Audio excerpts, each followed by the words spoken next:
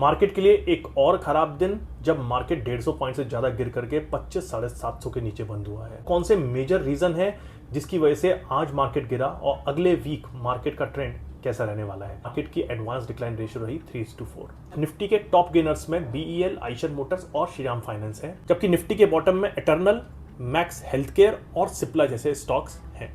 पर मार्केट में एक्चुअली हो क्या रहा है जिसकी वजह से मार्केट 2 दिन में ऑलमोस्ट 300 पॉइंट गिर गया।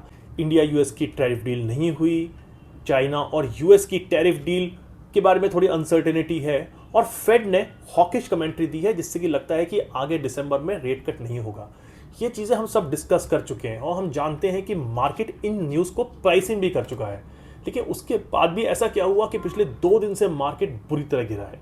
सारे रीज़न के बीच में एक सबसे बड़ा रीज़न जिसकी वजह से इंडियन मार्केट बुरी तरह गिर रहा है वो है एफआईआईज की ताबड़तोड़ सेलिंग। पिछले 3 दिन में एफआईआईज ने ऑलमोस्ट 11,500 करोड़ रुपए की सेलिंग की है, जहां पे कि हमको अक्टूबर एंड में ये लग रहा था कि एफआईआईज की सेलिंग बंद हो गई है, वो अब इंडियन मार्केट में बाय करने लगे हैं और जिसकी वजह से शॉर्ट कवरिंग आई की और मार्केट उस एंटिसिपेशन और हैप्पीनेस में दौड़ पड़ा था।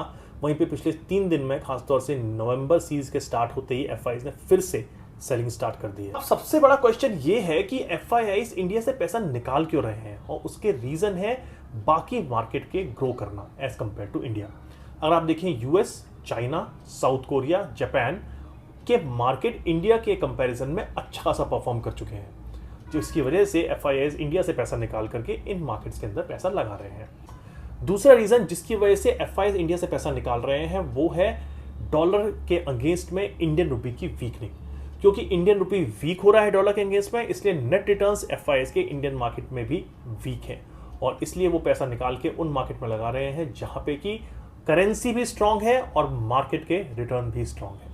Q2 की अर्निंग के बाद हमको उम्मीद थी कि मार्केट रैली पकड़ेगा। मार्केट ने रैली पकड़ी भी, पर शायद ये रैली वैसी नहीं थी जैसी कि हम एक्सपेक्ट कर रहे थे।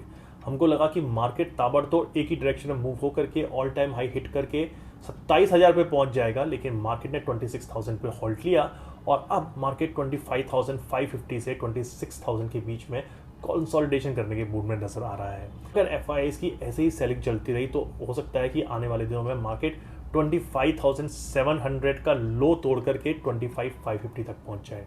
इस मार्केट के सेंटिमेंट थोड़े वीक हैं, इसलिए आप कॉशियसली ट्रेडिंग कीजिए और कोई भी बड़ी पोजीशन ना बनाइए।